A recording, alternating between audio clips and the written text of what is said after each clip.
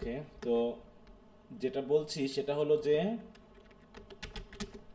যদি আমি গ্রুপে ক্লাস হবে না বা ক্লাস পরে নিব এরকম যদি কোনো মেসেজ না দিই, তাহলে বুঝে নিবা ঠিক তোমাদের 7টা বা 7টা 5 মিনিটের মধ্যে ক্লাস নেওয়া হবে। ঠিক আছে? তো আমার যদি 5 মিনিটও দেরি হয় তাও আমি তোমাদের গ্রুপে বলে দিই, দিই কি না বলো? এ পর্যন্ত তো দিয়েছি, যারা জি নতুন স্যার। হয়তো তারা হয়তো জানো না টাইমের ব্যাপারে। আমি যদি 5 মিনিটও দেরি হয় তাও আমি কাউকে ওয়েটিংয়ে রাখি না, আমি বলে দিই যে আমার দেরি হবে 5 মিনিট। ঠিক আছে? যে আমি 7টা 5-এ নিব বা 7টা 15-তে নিব বা আজকে ক্লাসই নিব না। হ্যাঁ, এরকমটা আমি বলে দিই। অতএব তোমাদের যদি আমি কোনো ধরনের মেসেজ না দিই তাহলে ধরে নিবা যে ওই 7টার সময় বলা আছে 7টার সময় ক্লাস নেওয়া হবে। এর ভিতরে 5 মিনিট একটু অপেক্ষা করবা, নেটওয়ার্ক জনিত কারণে হয়তো লিঙ্কটা যেতে দেরি হচ্ছে বা লিঙ্কটা ওপেন হতে দেরি হচ্ছে, এইটুকু। তাছাড়া আমি মোটামুটি তোমাদেরকে খুব বিপদে না পড়লে ওয়েটিংয়ে রাখি না। বুঝতে পারছো? খুব সমস্যায় মনে করো যে আমি জি স্যার। জায়গাতে আছি যে আটকে গেছি, আমার হাতে মোবাইলও নাই, কোনো উপায় নেই তোমাকে জানানোর, বা মোবাইল আছে কিন্তু নেট নাই, বা কোনো একটা কাহিনী ঘটেছে এ কারণে আমি তোমাদের জানাতে পারিনি, এরকম ঘটনাটা মনে হয় খুব কমই ঘটেছে। যারা আগের আছো তারা হয়তো বলতে পারবা যে আমি ওয়েটিংয়ে রেখেছি এরকম। এই তোমরা তো যারা আছো প্রায় 3 বছর ধরে পড়তেছো, হ্যাঁ, ফার্স্ট ইয়ার সেকেন্ড ইয়ার আছো যারা, এরকম কয়দিন ঘটেছে বলো? না স্যার, এরকম তো স্যার একদিনও ঘটে এখনো না। হয়নি। হ্যাঁ। স্যার আপনি কক্সবাজার থেকে আসার সময় বাসের মধ্যে থাকলেও তাও আমাদের মেসেজ দিয়ে জানাই হ্যাঁ, দিছেন। আমি জানাই দিই যে কি অবস্থা কি হচ্ছে, অতএব তোমাদের টেনশন করার কোনো কারণ নেই। হ্যাঁ, যে টাইমের ব্যাপারে আমি অন্তত আমার 1 মিনিট 2 মিনিট দেরি হয়ে গেলেও বুকটা কাঁপতে থাকে, মনে হয় যেন এই মনে হয়, হ্যাঁ, ছেলেমেয়ের অপেক্ষা আছে, আমি লিঙ্ক করছি না, এরকম একটা মনে হয় আমার কাছে। হ্যাঁ, টাইমের ব্যাপারে আমি ছোটবেলা থেকেই খুবই সিনসিয়ার হওয়ার চেষ্টা করেছি, এখন জানি না কতটুকু পারি, কিন্তু আমার দেরি হলে কেমন লাগে। তাই আমি জানিয়ে দেওয়ার চেষ্টা করি যেখানে জানিয়ে দেওয়ার উপায় আছে, আর যেখানে উপায় নেই জি সেখানে স্যার। আসলে কিছু বলার নেই। হ্যাঁ, এই হচ্ছে ব্যাপার। তো ঠিক আছে, একটু মানে হয়তো এই জায়গাটুকুতে আমি একটু চেষ্টা করি। হ্যাঁ, তাহলে আসো আমরা এখন আহ, আমরা ইডিপাস রেস্ক নিয়ে কথা বলেছি গত ক্লাস পর্যন্ত। এখন হচ্ছে কি আমাদের অ্যাজ ইউ লাইক ইট নিয়ে কথা বলার পালা। যদি কারো সমস্যা থাকে টেক্সট নিয়ে, সেটা নিয়ে আমরা প্রথমে কথা বলবো। হুম। আচ্ছা, কেউ একজন কল দিয়েছে, দেখি কি সমস্যা হচ্ছে তার।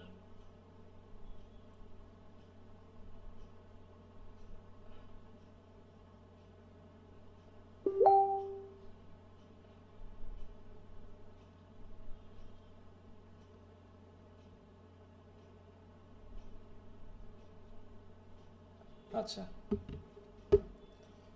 তাহলে প্রথমে টেক্সট নিয়ে আমরা একটু আলোচনা করতে পারি।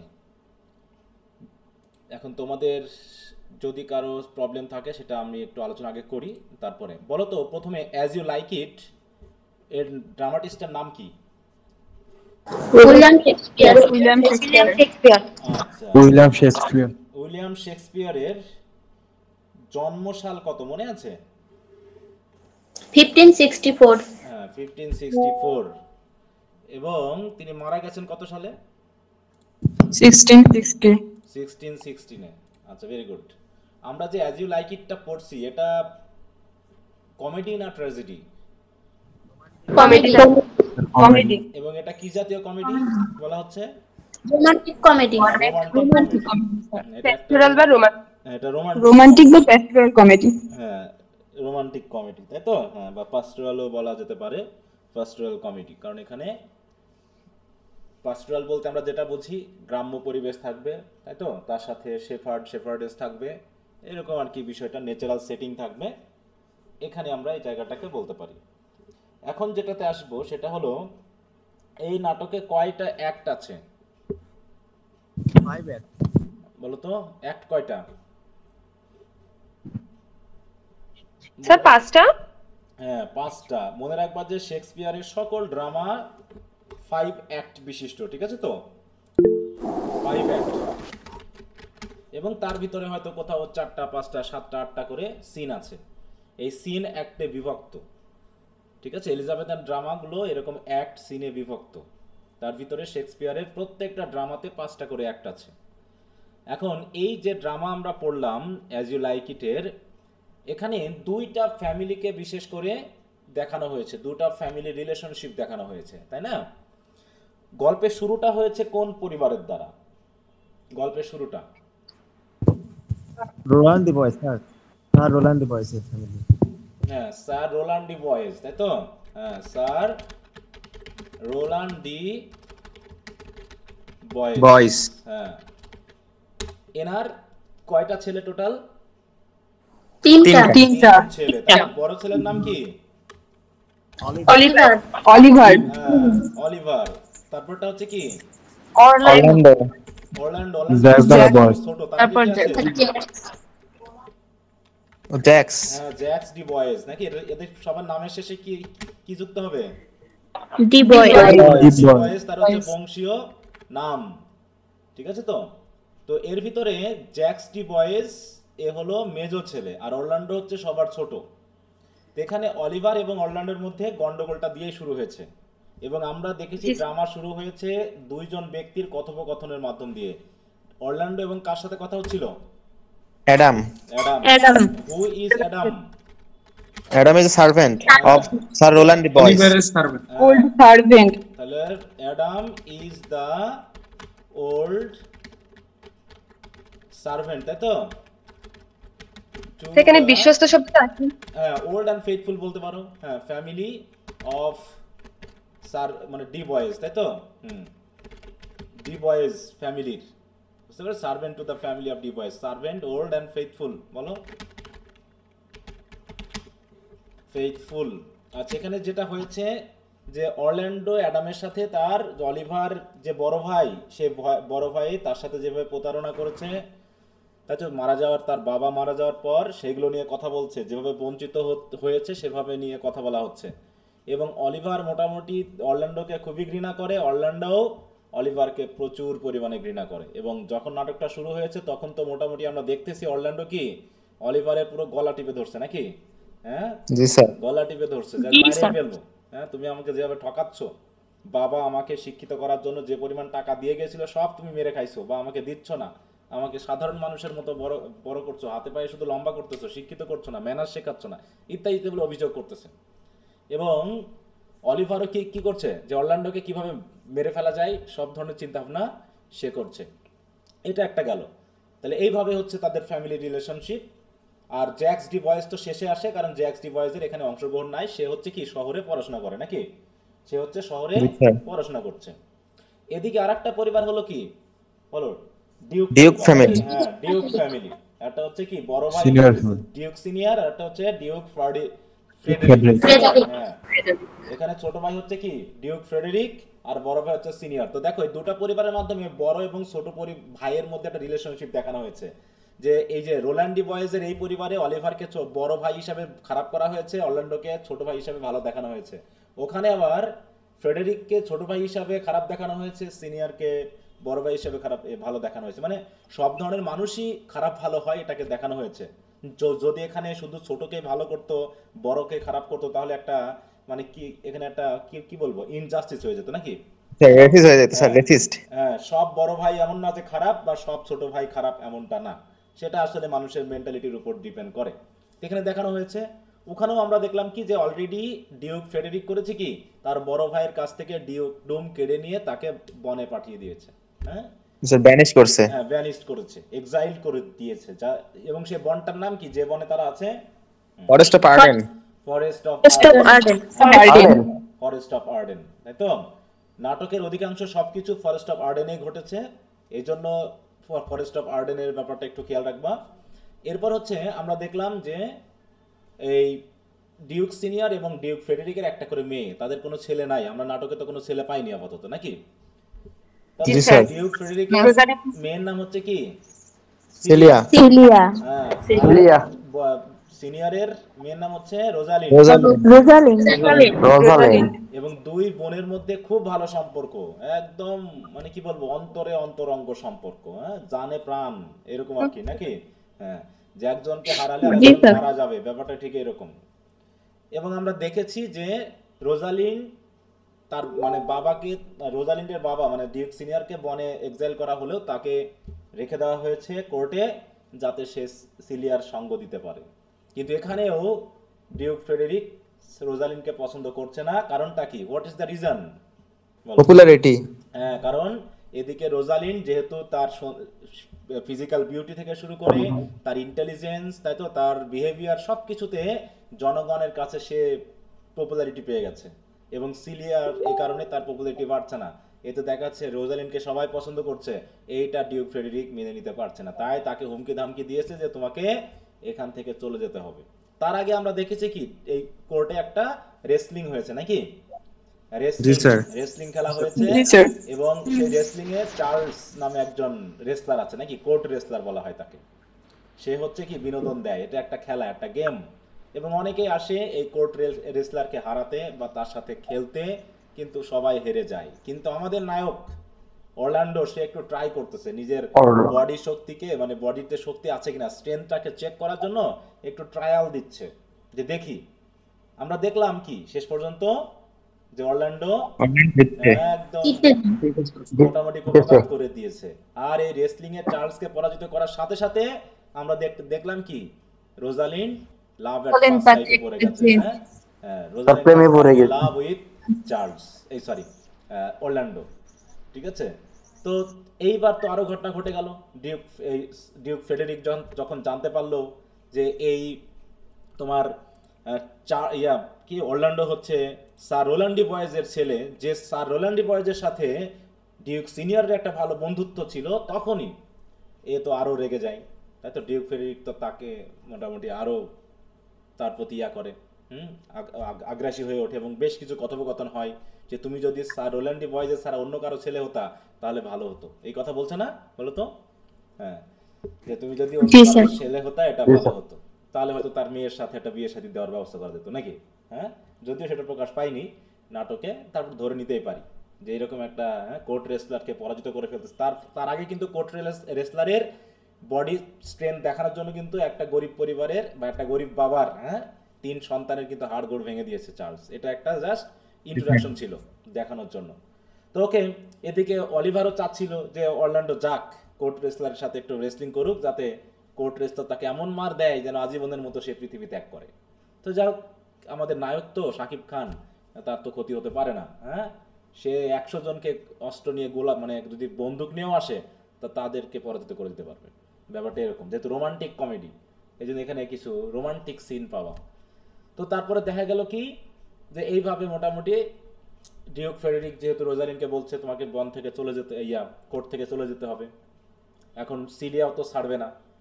দুইজনের যেহেতু ভালো সম্পর্ক, তারা করলো কি, সিদ্ধান্ত নিল যে দুইজন চলে যাবে। তারা কোথায় যাবে? ওই ডিউক সিনিয়রের সাথে দেখা করতে বনে চলে যাবে। জঙ্গলে। হ্যাঁ, এই জন্য তারা করলো কি, একদিন কাকে নিয়ে, কোর্ট জেস্টার, কোর্টফুল টাস্টনকে সাথে করে নিয়ে তারা রওনা হয়ে গেল কার উদ্দেশ্যে? তা ফরেস্ট অফ আর্ডেনের উদ্দেশ্যে। Forest of Arden. ফরেস্ট গার্ডেনের উদ্দেশ্যে। অন্যদিকে আমরা দেখলাম অলিভারও করলো কি, অরল্যান্ডো করলো কি, অ্যাডামের সাথে। কারণ অ্যাডাম এসে বলতেছে যে অলিভার অলরেডি বাসায় আগুন টাগুন ধরিয়ে দিয়ে তোমাকে পুড়িয়ে মারার সিদ্ধান্ত নিয়েছে, কারণ তুমি তো পরাজিত হওনি আরোনির সাথে, তাই তোমাকে যে কোনো মারতে হবে বিধায়, তাই কি করা হয়েছে, যে তাকে পুড়িয়ে মারার চেষ্টা করা হয়েছে। কিন্তু অ্যাডাম যখন জানালো, তখন অ্যাডামকে নিয়ে সেও ফরেস্ট অফ আর্ডেনের দিকে রওনা হয়ে গেল। এখন সবাই তাহলে চলে যাচ্ছে কি, একমাত্র ডিউক ফ্রেডরিক বাদে সবাই এখন কোথায় বলো? ডিউক ফরেস্ট অফ আর্ডেনে গিয়ে আমরা দেখলাম ডিউক সিনিয়র তার সাঙ্গপাঙ্গদের সাথে নিয়ে, ফেইথফুল লর্ড, তাই তো, বা হচ্ছে যারা ফুল কোর্ট ফুল, এদেরকে নিয়ে সে ওখানে বেশ ভালোই কি চালাচ্ছে, সময় কাটাচ্ছে। হ্যাঁ, সেখানে সে ভালোই সময় কাটাচ্ছে। তো এখানে বেশ কথোপকথন বেশ হয়েছে। আমরা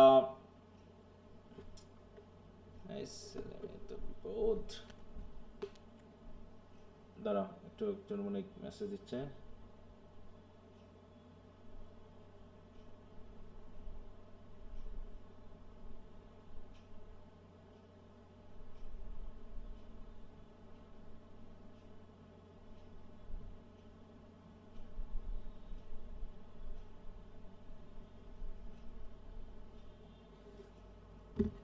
আচ্ছা, তো আমরা যেটা দেখলাম যে ওখানে কে কে আছে? বেশ কিছু চরিত্রের সাথে কিন্তু আমরা পরিচয় পেয়েছি, তাই না? স্যার অ্যামিয়েন্স আছে, জ্যাক্স দ্য ফিলোসোফার আছে, হ্যাঁ। Lord first, second. প্লাস ইত্যাদি, মানে ওখানকার অনেকেই তার সাথে আছে এবং এখানে বেশ ভালোই দিনকাল কাটাচ্ছে তারা, নাকি? যেখানে শুধুমাত্র প্রাকৃতিক দুর্যোগ ছাড়া আর কিছু নেই, ঠিক আছে? তো প্রাকৃতিক দুর্যোগ ছাড়া আর কিছু নেই, বললাম তো। সিংহ আছে, টোড আছে, পয়জনাস টোড। হ্যাঁ, সবই আছে, সাপ। শুধুমাত্র মানুষের সাথে মানুষের যে কি নেই বলো? কোলাহ নেই। হ্যাঁ, যে দ্বন্দ্ব সংঘাত সেগুলো আপাতত নেই। হ্যাঁ, সেগুলো নিয়ে তারা ভালোই আছে। জি sir, blow blow the wind wind. হ্যাঁ, তো ব্লো আপনার তো একটা অ্যামিয়েন্সের একটা গানই আছে নাকি? হ্যাঁ, জি স্যার, বেশ সুন্দর এটা। একটা গানই আছে ওখানে। তো দিনকাল কাটাচ্ছে ওদিকে। রোজালিন্ডো কি হয়েছে? রোজালিন্ড এবং সিলিয়া যখন কোর্ট থেকে বার হয়েছে, তারা কি নিজের বেশে গেছে বলো? না স্যার, না স্যার, হ্যাঁ, রোজালিন্ড অ্যাজ গ্যানিমেড, হ্যাঁ, সিলিয়া রোজালিন্ড জেলিনা। একটা ছেলের বেশ নিয়েছে, নাম নিয়েছে কি গ্যানিমিড, তাই তো? নামটা বানান করে রাখ, ভালো করে রাখ। আর সিলিয়া হচ্ছে অ্যালেনা, সে মেয়ের সেজে গেছে, তারা হচ্ছে ভাই বোন, এই সেজে তারা গেছে, ঠিক আছে? তারা যখন ফরেস্ট অফ আর্ডেনের কাছাকাছি পৌঁছাইছে, তখন কাদের সাথে দেখা হয়েছে বলো? কোরিন। হ্যাঁ, কোরিন আর সিলভিয়াস, তাই না? হুম, কোরিন জি স্যার। এবং সিলভিয়াসের সাথে দেখা হয়েছে। কোরিনকে Corin shepherd, head shepherd. Shepherd. Gold shepherd নাকি? হ্যাঁ, যার অধীনে সিলভিয়াস কি করে? কাজ করে, কাজ করে স্যার। কাজ করে। তার একটা খোয়ার আছে, হ্যাঁ, মেষ পালের একটা খোয়ার আছে যেটা দেখাশোনা করে। ওদিকে আমরা দেখতেছি কি, যে সিলভিয়াস অলরেডি একজনের প্রেমে পড়েছে। তার নাম কি? ফিবি। ফিবি। হ্যাঁ, ফিবি নামে এক মেয়েকে সে ভালোবাসে, ঠিক আছে তো, সিলভিয়াস। কিন্তু ফিবি তাকে ভালোবাসে না, ঠিক আছে তো? ফিবি তাকে ভালোবাসে না। ফিবি আগে কাকে ভালোবাসতো? উইলিয়ামকে। উইলিয়ামকে। হ্যাঁ, উইলিয়াম নামে এক ইয়ং বয়কে সে ভালোবাসতো। কিন্তু এখন কি বাসে বলো? না স্যার। আগে বাসতো। না স্যার। কিন্তু এবার মানে সিলভিয়াস তো খুব প্রেমের, হ্যাঁ, যে আগুন, প্রেমের জ্বালায় ভুগতেছে, সে করিনের সাথে শেয়ার করছে এইগুলো। রোজালিন শুনেছে, তো রোজালিন তো যেহেতু অরল্যান্ডোকে ভালোবাসে, তারও সেই কথা মনে পড়ছে। সে বলছে যাক, এদের মধ্যে একটা সমাধান করে দেওয়ার ব্যবস্থা করা যায়। তো যখন সিলভিয়াসের অবস্থানটা বুঝে, হ্যাঁ, সিলভিয়াসের সাথে তারা কথা বললো এবং তারা কি করলো, যেহেতু এখানে থাকতে হবে, থাকার জন্য তারা করিনের কি করেছিল বলো তো? খোয়ারটা কিনে নিয়েছিল, তাই না? হ্যাঁ, জি স্যার। এবং সেখানে তারা থাকতে থাকলো। আর ইতোমধ্যে আমরা দেখলাম সিলভিয়াসও যেহেতু যে ফিবিকে ভালোবাসতো, সেই ফিবি আবার রোজালিনকে মানে গ্যানিমিডকে দেখে সেও প্রেমে পড়ে গেছে। হ্যাঁ, সে সমাধান করতে এসে, হ্যাঁ, গ্যানিমিড সমাধান করতে এসে আরো জটিলতার মধ্যে পড়ে গেল। এটা তো গেল। তো ওদের ভিতরে অনেক কথোপকথন আছে, সেই কথোপকথন তো একমাত্র পড়া ছাড়া তো আর বোঝা যাবে না, সেগুলো তোমরা একটু দেখে নিবা, টেক্সট যে কাহিনীটা আছে। এরপরে ওদিকে আমরা দেখলাম কি, যে অরল্যান্ডো চলে এসেছে অ্যাডামকে নিয়ে নাকি, এবং সেখানে ডিউক ফেডরিকের কাছে গিয়ে উঠছে। কারণ আমরা দেখছিলাম যে অ্যাডাম একটু অসুস্থ ছিল, পরে খাবার দাবার পায়নি, ইত্যাদি এভাবে দেখে আমরা দেখলাম ওখানে চলে আসলো। এর ভিতরে আবার যেহেতু গ্যানিমিড হচ্ছে কে? রোজালিন্ড, তাই তো? রোজালিন্ড। ছেলের বেশে। তো সে যে রোজালিন্ড, সেটা তো অরল্যান্ডো চিনতে পারেনি, কিন্তু রোজালিন্ড তো চিনতে পেরেছে, এই হচ্ছে অরল্যান্ডো। তো অরল্যান্ডো তো মোটামুটি প্রেমের পত্র লিখে, প্রেমের কবিতা লিখে সে গাছে গাছে ঝোলাই দিতে শুরু করছে। হ্যাঁ, এই নিয়ে তো বেশ কাহিনী একটু হলো। তো পরবর্তীতে দেখা গেল কি, রোজালিন্ড তার পরিচয়টা তখনও বলেনি, সে চেক করছে, অরল্যান্ডোকে চেক করছে যে সে আসলে সত্যিকারের ভালোবাসা, সে মানে সত্যিকারের সে প্রেমে পড়েছে কিনা রোজালিন্ডের, সেই কাহিনীটা এখানে দেখানো হয়। তো আমি একটু দ্রুত আগাচ্ছি, বেশি ইয়া করার দরকার নেই। তারপরে হলো কি, হঠাৎ করে কি দাঁড়ালো বলো? একদিন দেখা গেল ওই যে রোজালিন্ড এবং অলিভারের মধ্যে, যে এই রোজালিন্ড এবং অরল্যান্ডোর মধ্যে একটা কি মানে ওই যে, যেহেতু অরল্যান্ডোর প্রেম রোগ হয়েছে, সেটা সারানোর চিকিৎসা করতেছে কে? রোজালিন্ড নাকি? হুম, তাই তাকে জি স্যার। বলছে প্রতিদিন এসে তার কাছে এসে প্রেমের কথা বলতে হবে, তাহলে রোগটা সেরে যাবে।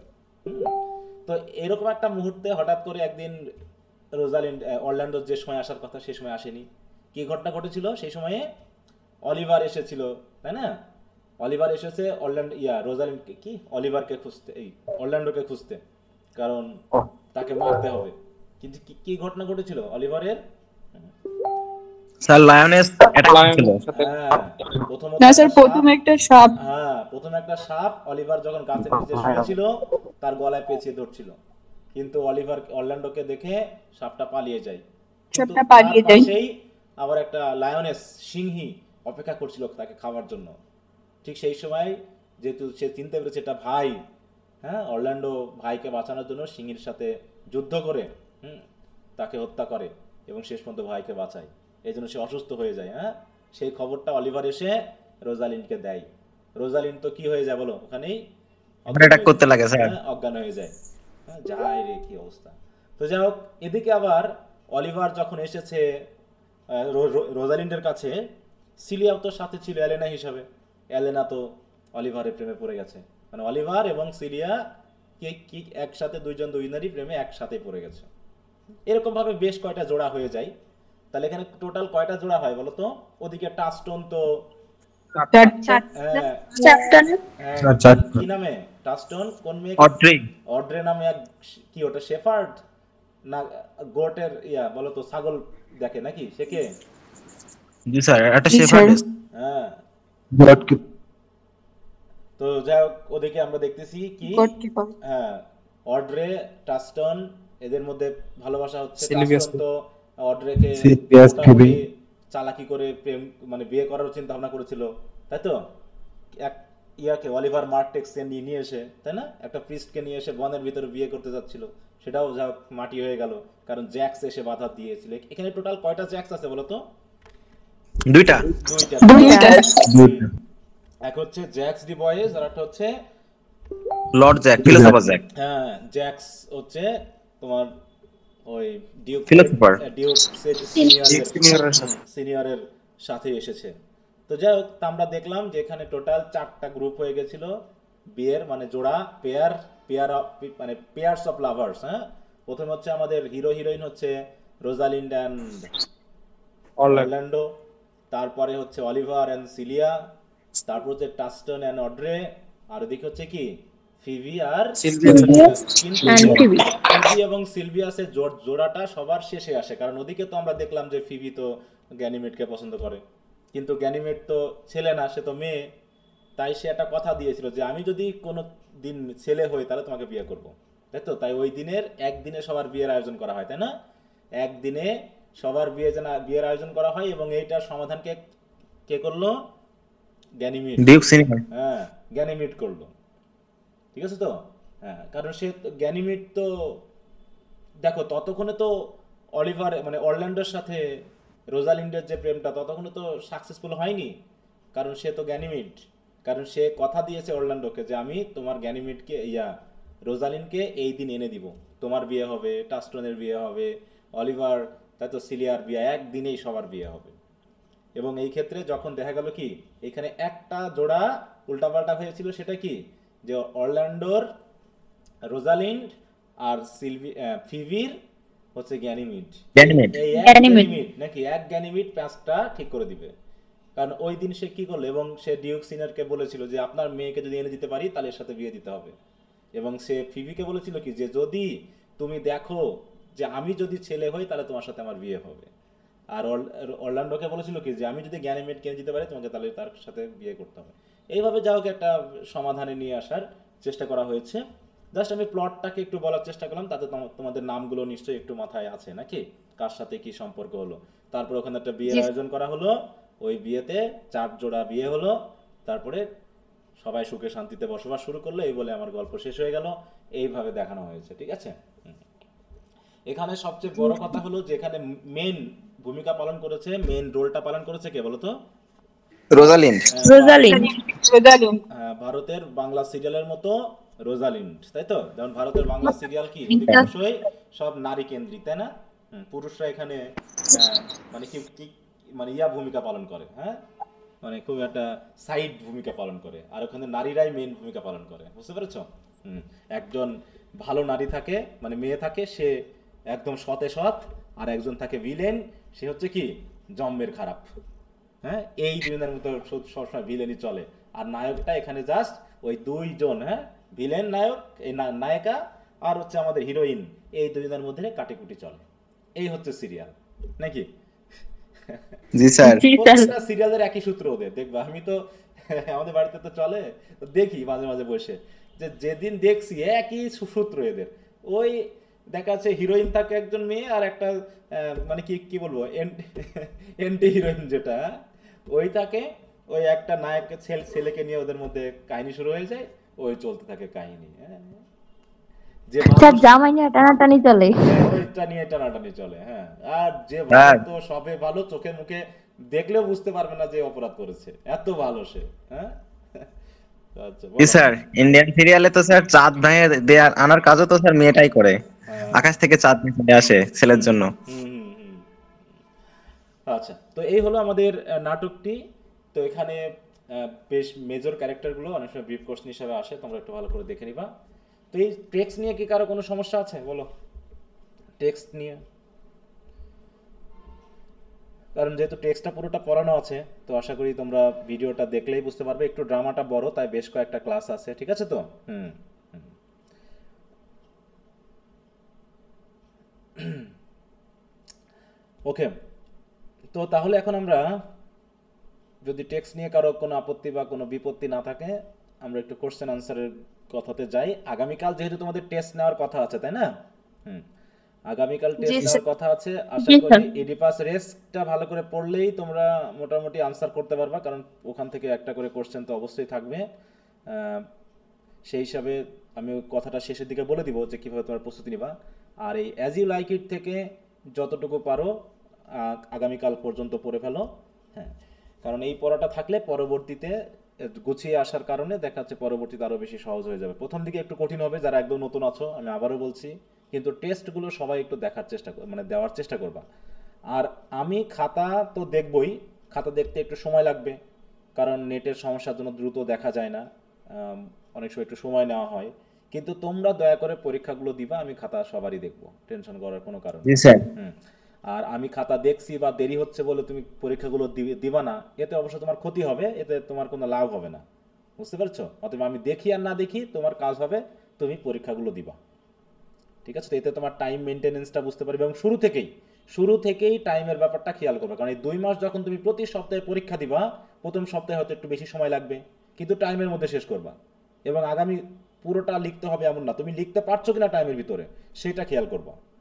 পরবর্তী সপ্তাহে আবার একটু ফাস্ট হবা বা হাতের লেখা প্র্যাকটিস করবা। দেখবা এরকম করে যখন তুমি প্রতি সপ্তাহে লিখতেছো এবং আগামী 2-2.5 মাস যখন লেখালেখির মধ্যেই থাকবা, তোমার কিন্তু প্রথম দিন পরীক্ষার হলে গেলে যে একটা ঝামেলা তৈরি হয়, হ্যাঁ, সেই ঝামেলাটা কম হবে। তো এই জন্য এই কাজ, তোমরা যুক্ত হয়েছো ভালো কথা, কিন্তু পরীক্ষাগুলো একটু দিও। কারণ এই পরীক্ষাগুলো না দেখলে খাতা দেখতে গেলে আমার মাথা গরম হয়ে যায়। এ কারণে যে দেখা যাচ্ছে 10 জনের ইনবক্সে ঢুকে একজন দেখা যায় যে টেস্ট দিয়েছে, হ্যাঁ, বাকিগুলো দেয়নি, মানে আলসেমি করে দেয়নি আর কি। এমন না যে সে পরীক্ষা দিতে পারবে না তা না, বা তার পরাজয় হবে না তাও না। এখানে ব্রিফ কোশ্চেন আছে, শর্ট কোশ্চেন আছে, ব্রড কোশ্চেন আসে। সবচেয়ে আগে বেশি গুরুত্ব দিবা ব্রড কোশ্চেনে, ঠিক আছে তো? আর কারো যদি কোনো কারণে ওই টাইমে পরীক্ষাটা দিতে দেরি হয়ে যায়, তো পরে কমপক্ষে 2-1 দিনের মধ্যে দিয়ে দিবা। কিন্তু তোমাদের কাছে বিশেষ অনুরোধ থাকবে যেন দেখে লিখবা না।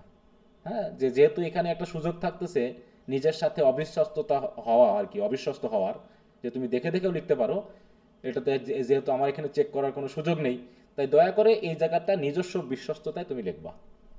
এখানে আমার কিছু করার থাকে না, এই জায়গাটা আমি দুর্বল। জি স্যার। এই জন্য তোমরা কিন্তু দয়া করে, দেখে লিখতে গেলেও হ্যাঁ, মানে ওই টাইমের মধ্যে লেখা যায় না তো। লেখা যায় না, দেখে লিখতে গেলে তো টাইম মেনটেন হয় না, সেটা তো অবশ্যই, কিন্তু দেখে লিখবা না। হ্যাঁ, দুইটা, আমি তো বললাম 3টা জিনিস খেয়াল করবে। একটা হলো পরীক্ষাটা অবশ্যই দিবা, দ্বিতীয়ত হলো টাইম মেনটেন করবা। আমি যদি 15 মিনিট দিই তো 15 মিনিট, আধা ঘন্টা দিলে আধা ঘন্টা, 1 ঘন্টা দিলে 1 ঘন্টার মধ্যে শেষ করবা। ঠিক আছে তো? শুরু যখন থেকে করবা তখন থেকে 1 ঘন্টা ধরে নিবা। তুমি যখন থেকে শুরু করবা সেখান থেকে 1 ঘন্টা, তোমার 5 মিনিট দেরি হতে পারে। আমি 7টার সময় প্রশ্ন দিলাম, তুমি 7টা 5-এ শুরু করো, তাহলে তুমি 8টা 5-এ জমা দিবা। এইভাবে 1 ঘন্টার ভিতরে তুমি কতটুকু লিখতে পারছো এই যাচাইটা তোমাকে করে ফেলতে হবে। এটা তুমি দেখতে পারবা যে তোমার প্রস্তুতিটা ভালো হচ্ছে নাকি হচ্ছে না। আর এর ভিতরেই কিন্তু ঝরে যাবে অনেকেই। এই যখন পরীক্ষাগুলো দিতে তার ভালো লাগবে না, আবার চাপে থাকতে হবে, পড়তে হবে, দেখবে তুমি আস্তে আস্তে পিছিয়ে যাচ্ছ। এই যে পিছিয়ে শুরু করছো, তোমার পড়াশোনা তুমি নিজেই বুঝতে পারবা যে পড়াশোনা হয়েছে কি হয়নি। হ্যাঁ, আচ্ছা, আমরা আসি এবার হচ্ছে, তাহলে অ্যাজ ইউ লাইক ইটের যদি ব্রিফ কোশ্চেনগুলো পড়ে থাকো, কারো কোনো সমস্যা থাকলে বলো। ব্রিফ কোশ্চেন নিয়ে প্রথমে আমরা একটু দেখি কারো কোনো সমস্যা আছে কিনা।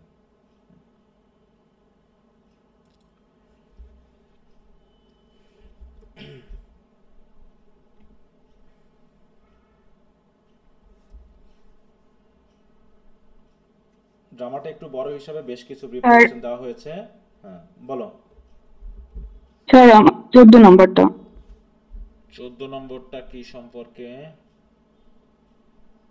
হুম ডাজ গ্যানিমিড রেফার টু, তাই তো? গ্যানিমিড আসলে কি? হুম, এখানে তো গল্পটা বলা হয়েছে, এখানে তো বলা হয়েছে, তুমি তার গল্পটা জানো না, অতএব তোমাকে এখানে যা বলা হয়েছে সেটা খেয়াল রাখতে হবে যে এটা হচ্ছে একটা বিউটিফুল ইয়ং বয়ের নাম, যাকে কি করে, who was abducted by Zeus in the form of an eagle and taken to Mount Olympus where he became the cup bearer of to the gods. Cup bearer মানে বুঝো তো, ওই গডরা যেখানে থাকে, জি স্যার। তারা যে সভাসদে বসে, কোর্টে বসে যখন তারা কি করে, পান করে, মদ পান করে। হ্যাঁ, পান করে, তখন ওই কাপ নিয়ে যাওয়া হয়। যেমন হচ্ছে আমরা ওই রেস্টুরেন্টে দেখি না, বেয়ারার থাকে না, হ্যাঁ, ওইরকম আর কি হিসাবে কাজ করে সেই বিউটিফুল সার্ভেন্ট মতো। হ্যাঁ, সার্ভেন্ট মতো। হ্যাঁ, Ganymede was a beautiful young, এইটা মেইনলি, ঠিক আছে, বুঝতে পারছো? জিউসের ইগল এন্ড কাপ বেয়ারার। কথা বোঝা গেল? স্যার ওকে হচ্ছে অপহরণ করে নিয়ে গিয়ে ওই যে 12টা দেব আছে না প্রধান, ওদের রাজ্যে নিয়ে যায়। জি, হুম, এরপর হচ্ছে ও কাব্যারার হিসেবে ওইখানে রেখে দিই।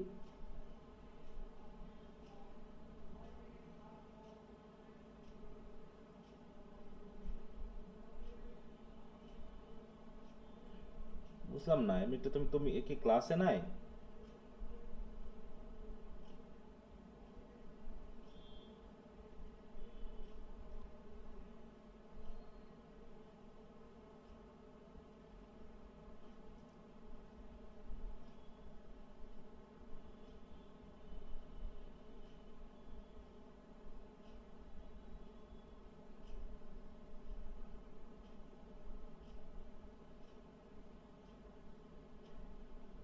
তোমরা জানো যে আমি কোন সময় ক্লাস নিই, তারপরও আমি বুঝি না তোমরা এই টাইমে সব মেসেজ দাও। হ্যাঁ,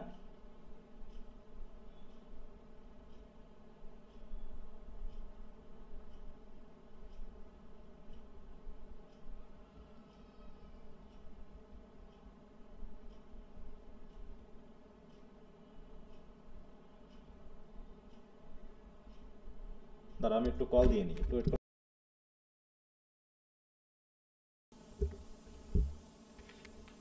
ওকে, সবাই শুনতে পাচ্ছ আমাকে? জি স্যার। জি স্যার। তোমাদের নিয়ে খুব বিপদ। হ্যাঁ, মানে এই এইচএসসি পাস করার পরও যে তোমাদের সাধারণ বোধ শক্তি তৈরি হয় না, এটা নিয়ে আমি খুবই মানে কি বলবো, বিব্রত। একটা বই খুঁজে পাচ্ছে না, তাই নিয়ে সে আজকে ক্লাস করবে না, মেসেজ দিয়ে যাচ্ছে, কল দিয়েই যাচ্ছে। সে তো জানে যে এই 7টা থেকে আমি ক্লাস নিই। তোমরা কেউ জানো না যে কয়টা থেকে কয়টা মধ্যে তোমাদের ক্লাস? বলো। জি স্যার। জি স্যার, জানি তো। আমি তাকে বললাম আমি ক্লাস আছি, 15 মিনিট পরে বলতে, স্যার ক্লাস কি শেষ? আরে বাবা, তুমি আগে ক্লাসে যুক্ত হয়ে তোমার সমস্যার কথা বলো, আমার এই লাইভ ক্লাস নিয়ে লাভ কি? যদি তোমাকে আমার মেসেঞ্জারে আমার সমস্যা বলতে হবে, মেসেজে যদি তোমাকে আমার সমাধান দিতে হবে, তাহলে লাইভ ক্লাস নিয়ে লাভ কি? এই টাইমে ক্লাস নিচ্ছে আর এই টাইমে কল দিবে, এই টাইমে এই সমস্যা। তা ক্লাসে যুক্ত হও।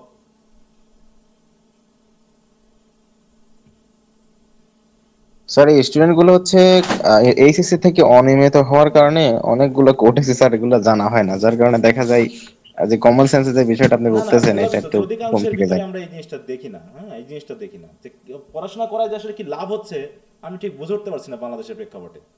যে সাধারণ সেন্সগুলো তৈরি হয় না, একটা নির্দেশনা বোঝার মতো মানসিকতা আমাদের তৈরি হয় না, তাহলে এতদূর পড়াশোনা করে লাভ কি? একটা পড়াশোনা করার উদ্দেশ্য হলো যেটা কমন সেন্স ডেভেলপ করানো এবং একটা দেশের যে নিয়ম কানুন থাকবে সেগুলো মানার মতো ব্যবস্থা করা। কিন্তু সেইগুলোই তারা মানছে না, সবই জেনেও মানছে না, তাহলে জানায় লাভ কি বলো? তুমি যখন জেনেও মানতেছো না, তখন তোমাকে জানায় কোনো লাভ আছে বলো তো? কোনো লাভ নাই। না স্যার। তাহলে তাহলে হচ্ছে অশিক্ষিত থাকাই ভালো, বরং না জেনে তুমি ভঙ্গ করো, তুমি জেনে ভঙ্গ করতেছো, সেটা আরো ভালো করে ভঙ্গ করতেছো।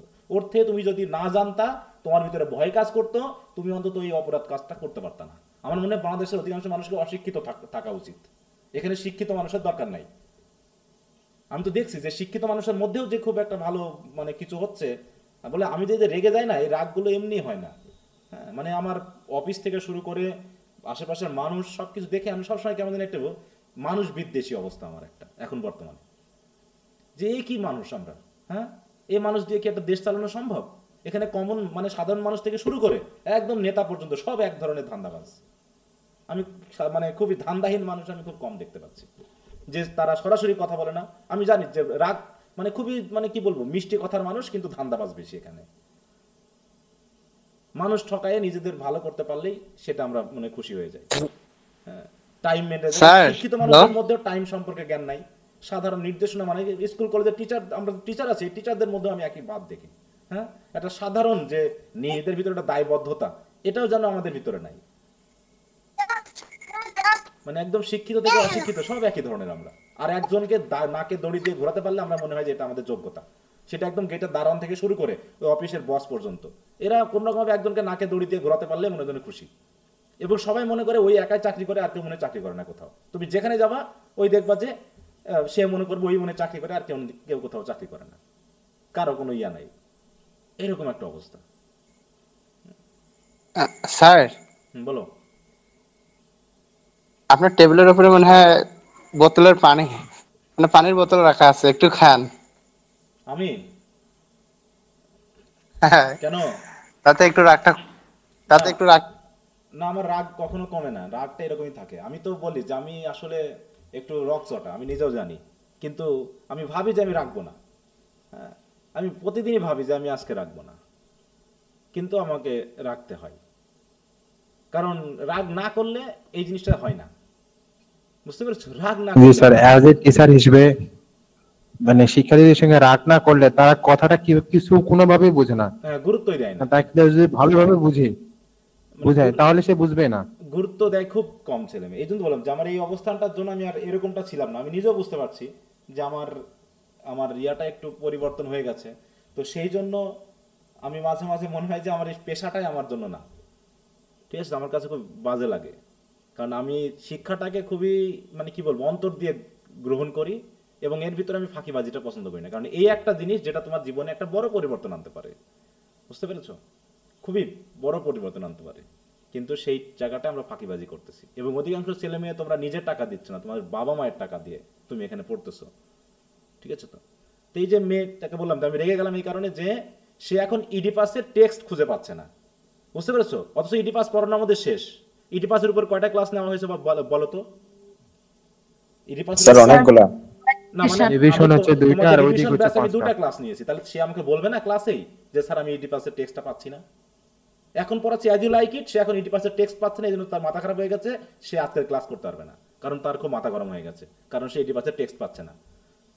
তা সে রেকর্ড ক্লাস করলো না ভিডিও ক্লাস করলো না কি করলো, তাহলে যে সে টেক্সটই পাইলো না। কারণ যদি টেক্সট বই নাও থাকে, ভিডিওগুলো দেখলেও তো আমি টেক্সট ধরায় ধরায় পড়াইছি তো, নাকি? পুরো টেক্সট আমি লাইন বাই লাইন পড়াইনি? আমি কি বাদ দিয়ে পড়াইছি? অ্যাজ ইউ লাইক ইটটা বাদ দিয়ে পড়াইছি, অ্যাজ ইউ লাইক ইট বাদ দিয়ে বাকি প্রত্যেকটার মানে আমি লাইন বাই লাইন পড়াইছি। টেক্সট বইয়েরও প্রয়োজন নাই তো, কারণ এখানে তো তোমার স্ক্রিনে পুরো টেক্সট দেখা যাচ্ছে। এখন ওই টেক্সট বই পাচ্ছে না, তাই নিয়ে তার মাথা খারাপ হয়ে গেছে, সে এখন ক্লাস করতে পারবে না। আর আপনার ওইখানে তো পিডিএফ বই কিনে রাখছি। আমি তো বললাম যে গুগল ক্লাসরুম তো সব দেওয়া আছে, কিন্তু সেগুলো সে দেখেনি বা দেখছে না বা ঢোকেনি ওর ভিতর। অথচ আমি মেইনলি স্ট্রাগল করেন, অথচ আমি 2-3টা ক্লাস কিন্তু নিয়ে ফেললাম। তো যাই হোক, এখন কি বলবো যে সেটা জানাবে তো আগে, সে এখন এসে জানাচ্ছে, এখন তার সমস্যা, এখন সে সমস্যায় পড়ে গেছে, এখন বারবার কল দিচ্ছে, বারবার মেসেজ দিচ্ছে, এই হচ্ছে ব্যাপার। ওকে, তো যাই হোক, সমস্যা থাকতেই পারে, কিন্তু দেখো একটা জিনিস পড়ানোর পরে এসে সে বলতেছে এই একটা সমস্যা। সে কিন্তু আগেই যুক্ত হয়েছে, একদম প্রথম দিন যুক্ত হয়েছে। এই যে এলোমেলোটা এখন করবে, এখন যে এলোমেলো শুরু হবে, তোমার ইয়া কিন্তু শেষ হয়ে যাবে, তুমি আর ইয়া করতে পারবে না। তোমাদের যেন এলোমেলো না হয় সেই ব্যবস্থাটা করলাম আমি। সবকিছুই দেওয়া আছে, তোমার কোনো বইয়ের প্রয়োজন নাই। আমি যা পিডিএফ দিয়েছি, যা দেওয়া আছে, এগুলোই এনাফ। তোমার কোনো বাইরের বই না কিনলেও চলবে, ঠিক আছে? তো তারপরেও দেখছি এত কিছু দিয়েও তোমরা বুঝে উঠতে পারছো না। আচ্ছা, এদের মেইনলি স্যার ভাত খাইতে অন্যদের লাগে স্যার।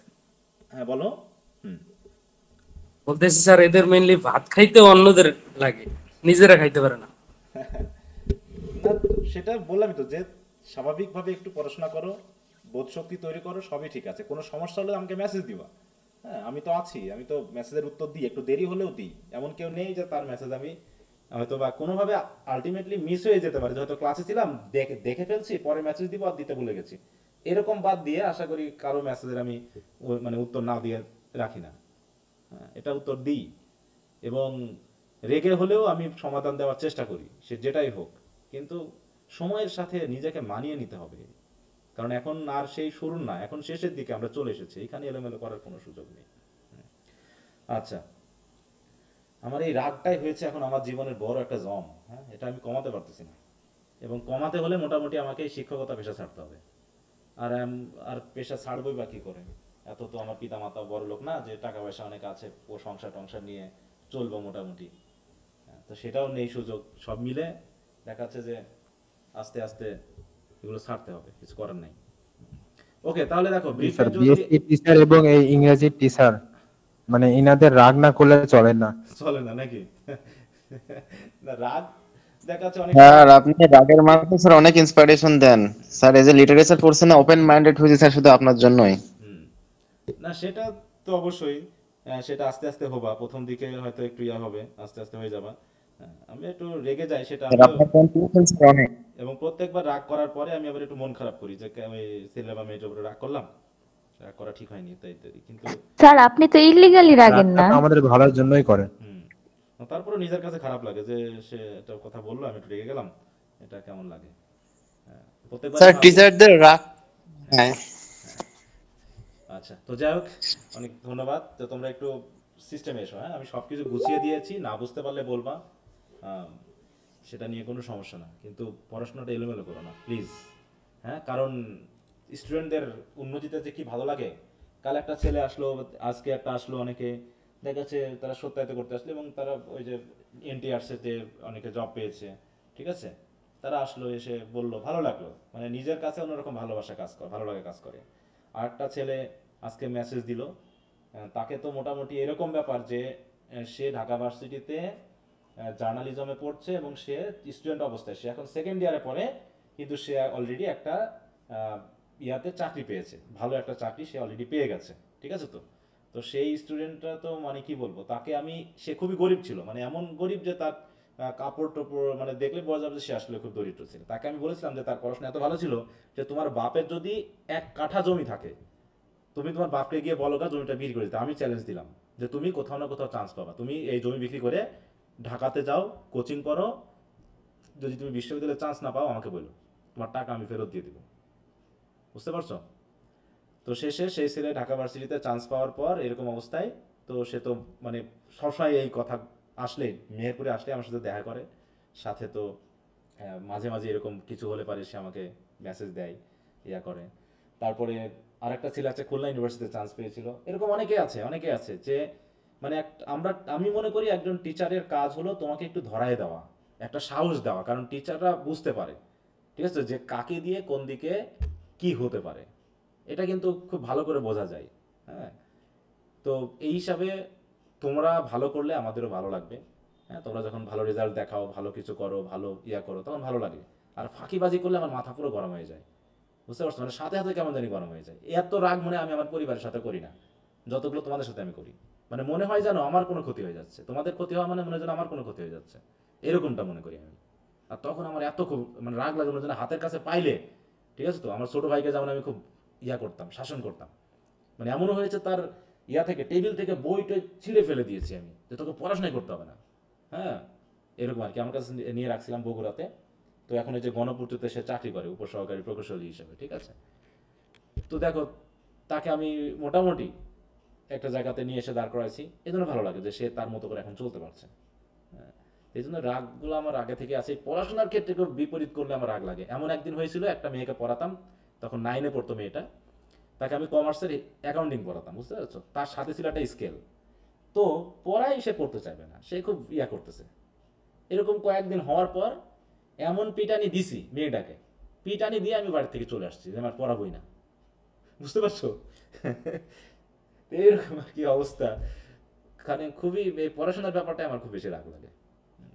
তাই জানি না তোমরা এখন আমাকে কি মনে করো, তবে দয়া করে একটু যখন পড়াশোনা নিয়ে কিছু থাকবে সরাসরি ক্লাসে বলবা, কিন্তু ফাঁকিবাজি করবো না। হ্যাঁ, ফাঁকিবাজি করলে আমার খুব রাগ লাগে।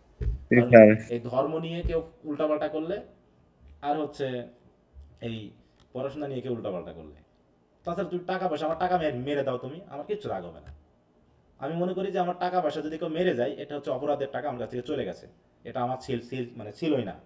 এই জন্য আমার কিছু আমার মনে খারাপই লাগে না যে যদি টাকা পয়সা হারে যায়। মানে একজন আমার কাছ থেকে প্রায় কত 20-25 হাজার টাকা মেরে দিল একদম সরাসরি, আমি খুশি হয়ে গেলাম, মানে মনে আমার খারাপই লাগলো না যে আমার টাকাটা চলে গেছে। ঠিক আছে, আমার কোনো খারাপ লাগেনি। তারপরে এরকম অনেক ব্যাপার আছে, টাকা পয়সার ব্যাপারে আমার কোনো মন খারাপ হয় না। পকেট থেকে যদি পড়েও যায়, ও মনে হয় যে আমার ওটা হয়তো যার কাছে পড়েছে তার কাছে যাওয়ার ছিল, ও চলে গেছে যা। কারণ সৃষ্টিকর্তা যা দেওয়ার আমি তো দেখতেছি, আমার কিছুই ছিল না এক সময়, অনেক কিছুই দিয়েছে। ঠিক আছে, অত কিছু যোগ্য আমি নিজেও না মনে হয়, তারপরে অনেক কিছু দিয়েছে। এত অশান্তি কিসের, এত ঝামেলা কিসের? এই যে তোমাদের নিয়ে অনেক সময় দেখে টাকার কথা বলি আমি, তখন আমার লজ্জা লাগে তোমাদের সাথে টাকার কথা বলতে। কিন্তু আমাকে একটু স্ট্রিক্ট হতে হয় কিছু কিছু বিষয়ে, যে যদি কেউ নিয়মিত পড়াশোনা না করে তাকে আমি ফ্রি পড়াবো কেন বলো? কেউ যদি পড়াশোনা না করে, এই যে আমি একটা জিনিস বলি তোমাদের, আমি এই যে ফ্রি স্টুডেন্টশিপ দিয়েছি, এদের ভিতরে অনেককে আমি অনিয়মিত দেখতেছি। আমার কাছে মনে হয়েছে তোমাদের ফ্রি স্টুডেন্টশিপ দেওয়া ঠিকই হয়নি আমার। কারণ এই টাকা না দেওয়াটাও মানে এই জায়গায় যুক্ত হওয়া বা যে একটা ক্ষতি হয়ে যাচ্ছে, এই বোধটা তোমাদের ভিতরে কাজ করে না মনে হয়। বুঝতে পারছো? কারণ আমি যে ফ্রি স্টুডেন্টশিপ দিয়েছিলাম যাদের, তাদের অনেককে দেখতেছি অনিয়মিত এবং ইনঅ্যাক্টিভ।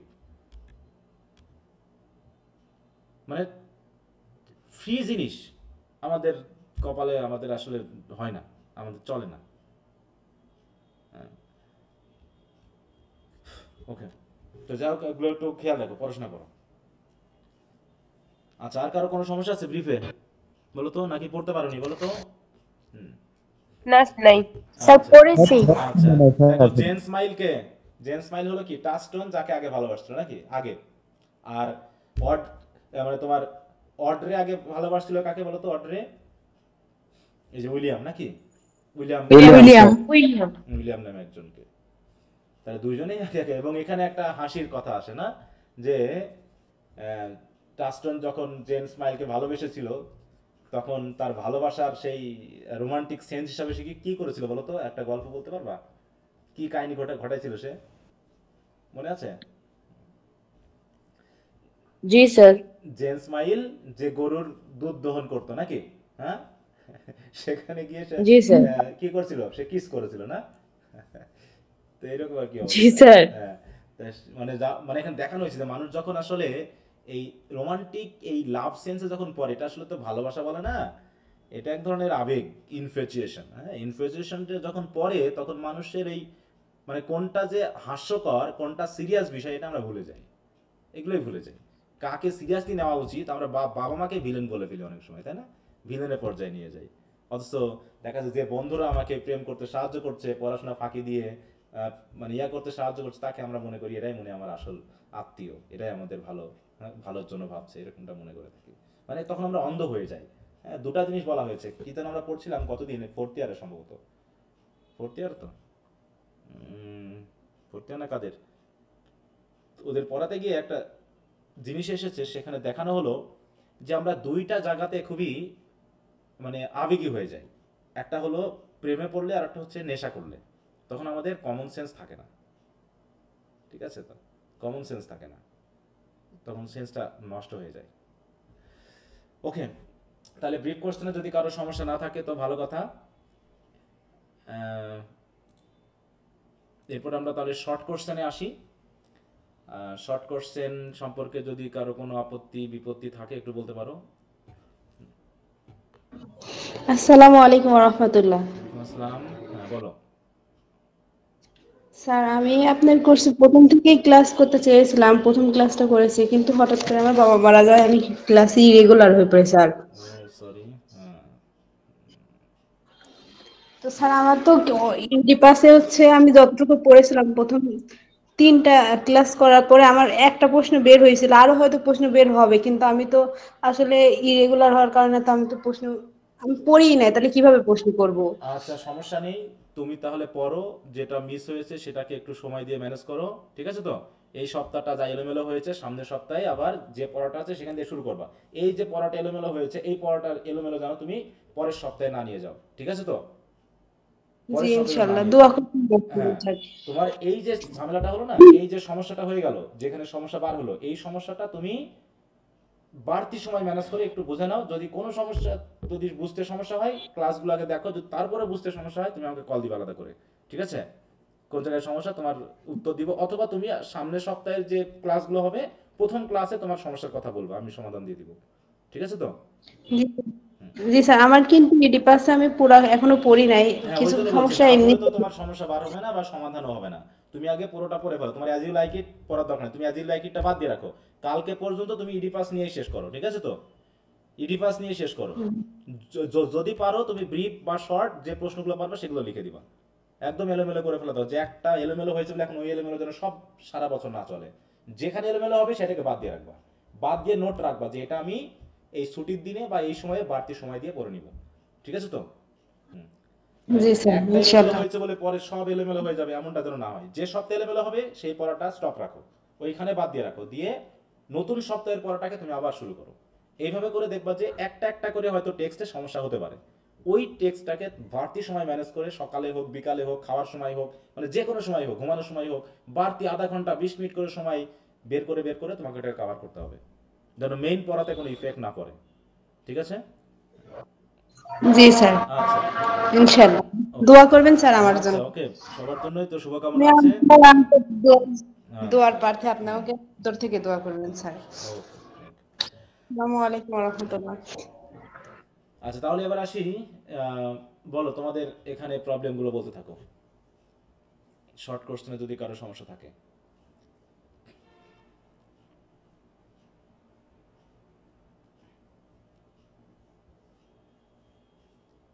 কি পড়তে পেরেছো তো নাকি অবস্থা বলো? যদি পড়তে না পারো তা ক্লাস এখন নিয়ে লাভ নাই, তাহলে তোমরা আগে তোমাদের পড়তে থাকো, সমস্যাগুলো বার করো, তারপরে জি স্যার, হ্যাঁ সবগুলো পুরোপুরি পড়া শেষ হয়নি, যেটুকু পড়ছি পড়া শেষ ওইখানে না এখনো হয় সমস্যা তাহলে হয়নি। বাড়তি সময় দিয়ে বরং এই টাইমটা তুমি তোমার পড়ার কাজে লাগাও, এই টাইমটা তুমি পড়ো। হ্যাঁ হ্যাঁ, আমেনা বলো। আমেনা আক্তার বলো, তোমার কি সমস্যা? লাস্টের আগেরটা, হ্যাঁ কোনটা? লাস্টের আগেরটা, একদম শেষের আগেরটা, ওই যে লাস্টের এক্সপ্লেনেশন। আগেরটা মানে কমেন্ট অন এটা, এই শর্ট সুইট, কোশ্চেন। জি জি স্যার, জি স্যার, এটা হুম, এটার মানে স্টেটমেন্টের মানে কি, তাই তো? স্যার এটা সিনিয়র ডিউকসিনে বলছে মনে হয়, ওই যে বনবাসের সময় যখন সে একাকিত্ব সময় কাটছিল, এটা হুম ওইটা না sir? Hmm hmm hmm hmm hmm. The sweet sir are the তারপরে একটু uses of adversity. Sweet are the uses of adversity মানে কি বলো? যে অ্যাডভার্সিটিও মাঝে মাঝে আমাদের সুইট করে দেয়। মানে মানে আমি অনেক আছে না যে সাপে বর বলি না, সাপে বর, মানে কেউ আমার খারাপ করতে গিয়ে অটোমেটিক আমার কেমন হয়ে গেছে, ভালো হয়ে গেছে, জি স্যার, ঠিক ভালো আছে? হয়ে গেছে। তাহলে আমার ভাই আমাকে তাই তো ডিউকডুম কেড়ে নিয়ে আমাকে বনে পাঠিয়েছে, এই যে অ্যাডভার্সিটিটা, এই অ্যাডভার্সিটিটা আমার কাছে খুব সুইট লাগতেছে, ভালো লাগতেছে। কারণ কি এখানে আমার কোনো চাপাচাপি নেই, কোনো মারামারি নেই, তোষামজিদের তোষামত নেই, ঠিক আছে তো? সব কিছু কেমন, আমি অত তাড়াহুড়ো নেই, অত মাথার টেনশন নাই, কি ফ্রিলি জীবনযাপন করছি, শুধু খাবার সংগ্রহ ছাড়া আর কোনো কাজ নেই, খাবার সংগ্রহ ছাড়া আমাদের আর কোনো কাজ নেই, তাই তো? খাও দাও মজা করো গান করো, অতএব এইটা একটা সুইট লাগতেছে।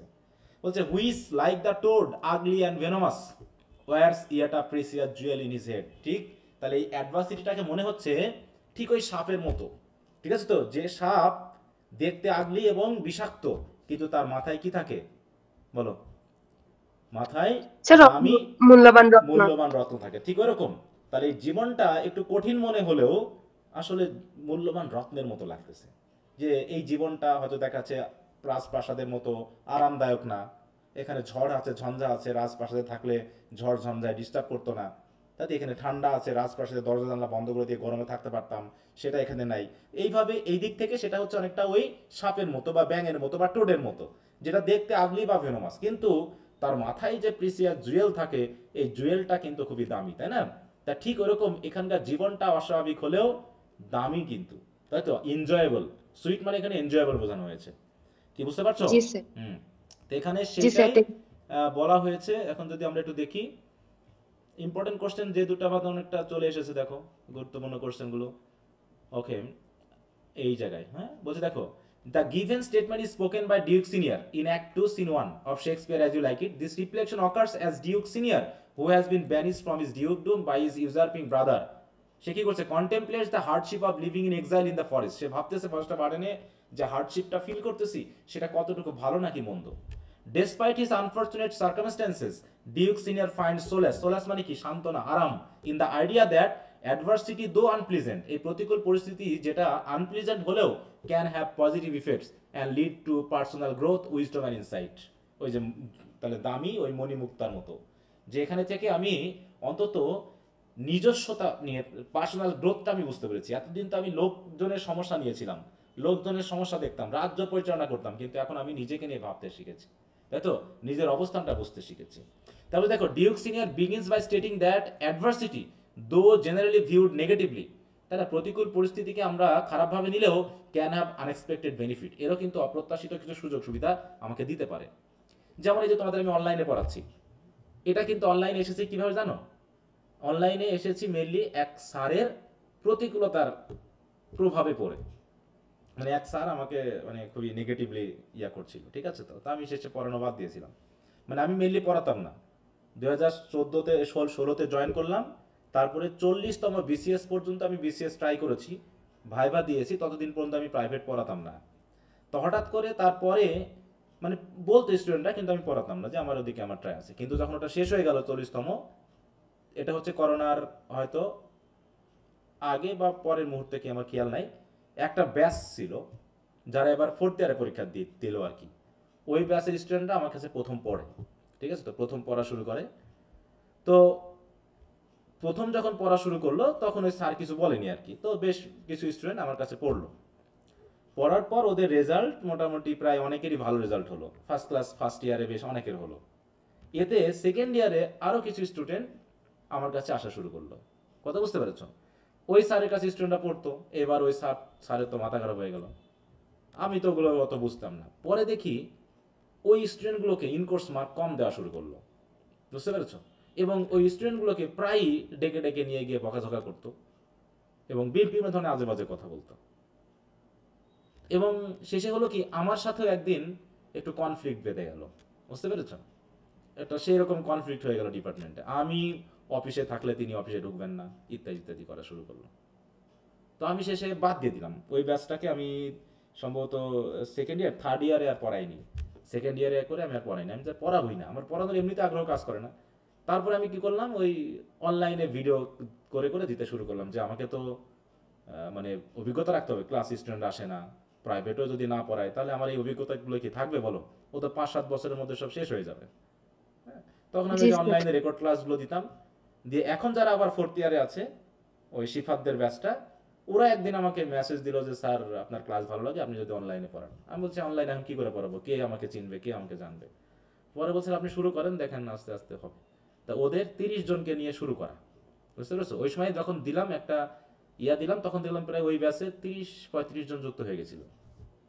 তারপর থেকে এই যে অনলাইনে পড়াতে পড়াতে তোমাদের এই যে পড়াচ্ছি। তাহলে দেখো স্যার, শিফাত ভাইয়া কি আপনার কলেজের?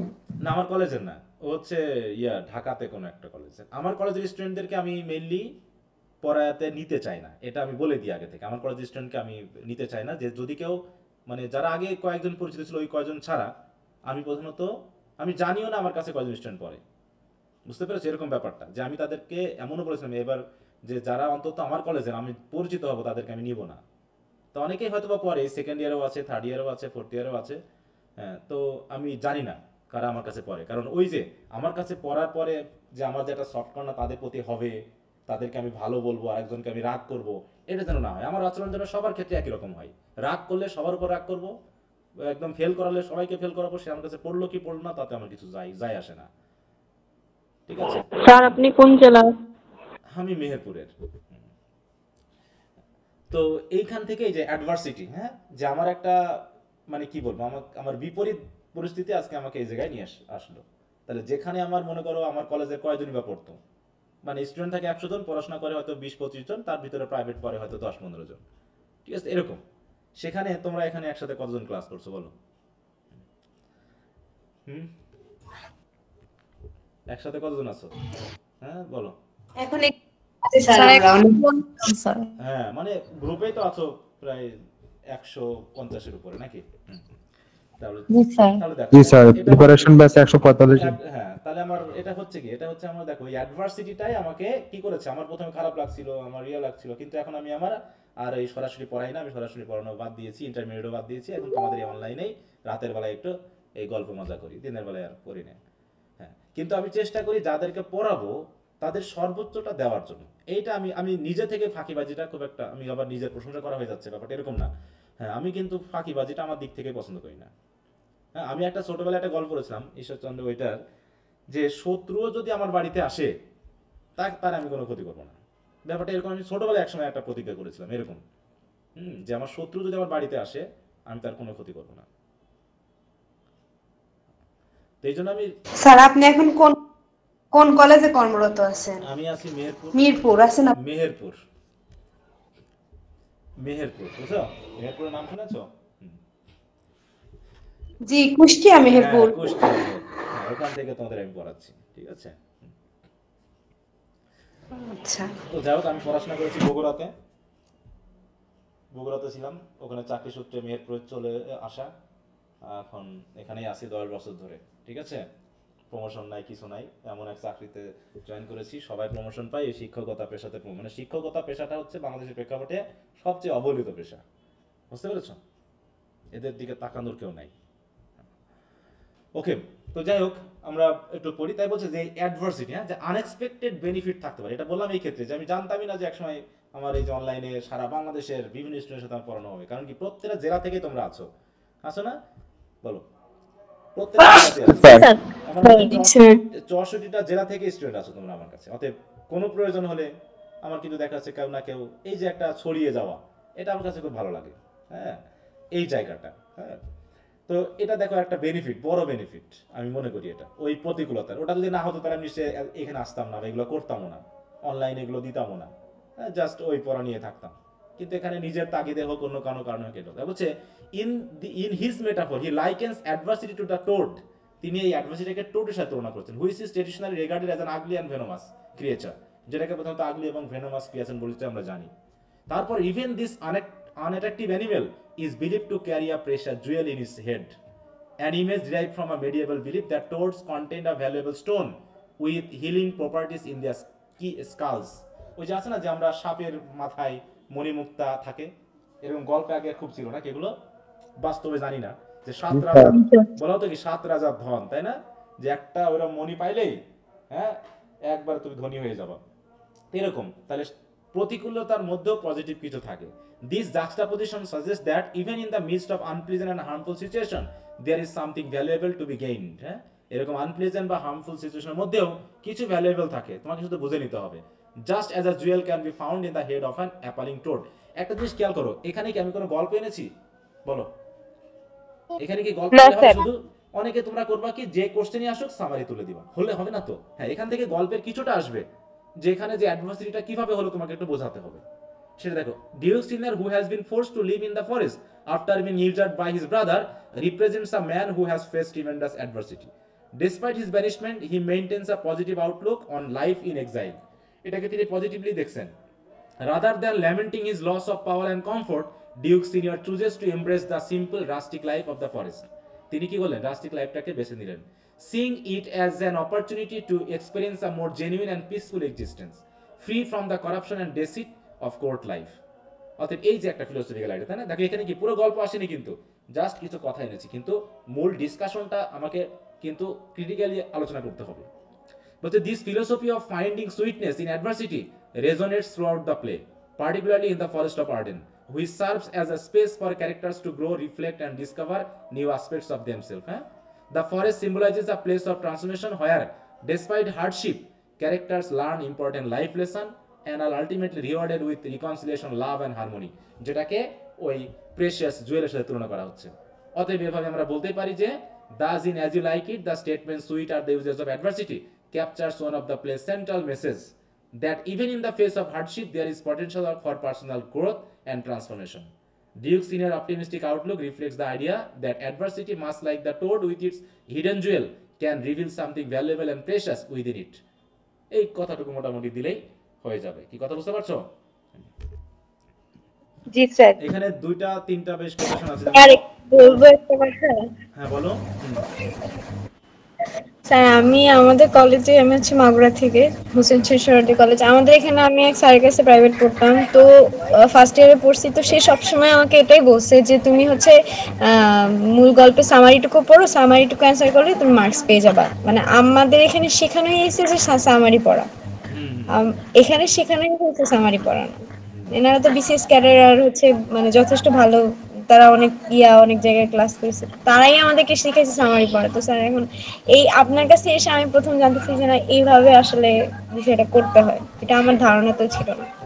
আসলে একটা কথা, মানে যেসব টিচার মূলত এই যে কলেজে অনার্স করার পর বিসিএ তে গেছেন মানে ইংরেজির ক্ষেত্রে, ওনারা কিন্তু টেক্সটই পড়ান। মানে আমাদের কলেজে আছে 5 জন, মানে আমাদের কলেজেরই স্টুডেন্ট এবং ওখানকারই টিচার। ওনারা সবসময় আমাদের টেক্সটই পড়ান এবং ওনাদের দেখে দেখে আদার যে 3-4 জন শিক্ষক বাইরে থেকে আসছেন ভার্সিটি থেকে, ওনারাও এখন অভিজ্ঞত, মানে ওনারাও এখন ওখানে ইউজুয়াল হয়ে গেছেন, মানে ওনারা এখন টেক্সট পড়ান। না আগে প্রথম যখন ওনারা ছিলেন না তখন ওনারাও বলতেন সামারি বললেই হবে। সেটাই তো সমস্যা। আবার অনেকে বলে কি টেক্সট পড়ালে সময় পাওয়া যাবে না। আমি তো এই যে তোমাদের ড্রামা, আমাদের মেয়ের প্রসঙ্গে কলেজে ড্রামা, আমি পুরোটাই আমি টেক্সট পড়িয়েছি, পুরোটা টেক্সট পড়িয়েছি আমি। টেক্সট পড়ে নাকি তারপরে এখন আমার টেক্সট পড়ানো শেষ, এখন দেখা যাচ্ছে টেক্সট পড়লে পারে একজন ছেলে মেয়ে বুঝবে না, এটা আমার কাছে কখনো মনে হয় না। আর সামারি তো পুরো ফাঁকিবাজি মনে হয়, যে আমি টিচার কেন স্টুডেন্টদের সামারি পড়তে বলবো? সামারি স্টুডেন্টরা পড়বে, সামারি তো পড়ানো আমার।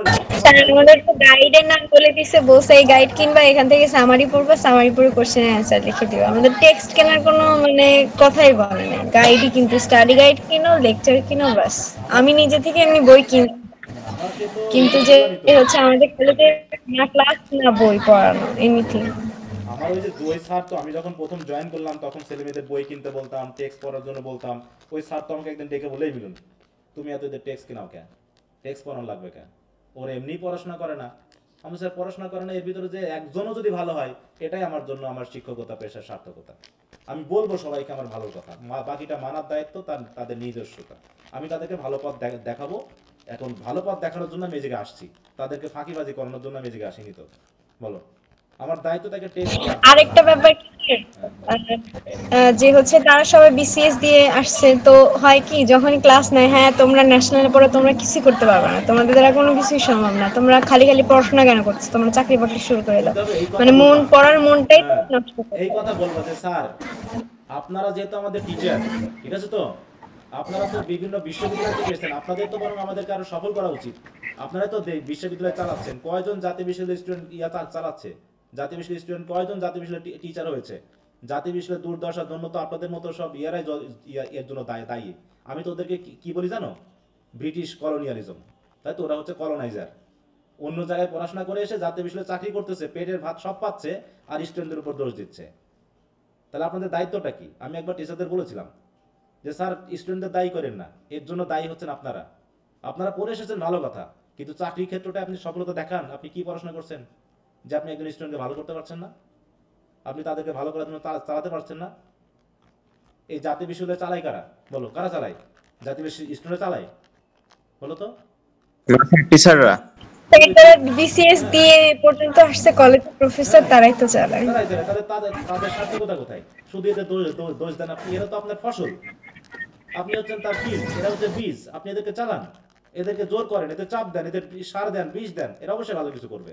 আপনি শুধু ওদেরকে এমনকি স্যার আমার ক্লাসের ডেট দিলে যে বসে থাকবো, তারা ক্লাস নিবে না। এরপরে যে যখন স্টুডেন্টরা আসবে না, তখন তারা বলে যে স্টুডেন্টরা আসে না, আমরা কি ক্লাস নিব? সেখানে আলাদা বিষয় আছে, সেটা আমার অভিজ্ঞতা অন্য ধরনের আছে। তো যাই হোক, যে আমি অন্তত এই জিনিসটা পছন্দ করি না। জাতীয় বিশ্ববিদ্যালয়ে অনেক ভালো স্টুডেন্ট আছে। আমি মনে করি যে 300টা কলেজ থেকে যদি একজন করে ভালো স্টুডেন্ট হয়, তাহলে প্রতি ইয়ারে 300 জন জাতীয় বিশ্ববিদ্যালয়ে ভালো স্টুডেন্ট আছে কিনা বলো? আছে না?